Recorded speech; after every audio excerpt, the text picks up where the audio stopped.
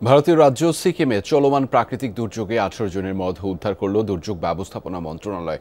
সেই তালিকায় রয়েছেন ৬ সেনা সদস্য। ৯০ জনের বেশি বাসিন্দা এখনও নিখোঁজ রয়েছে।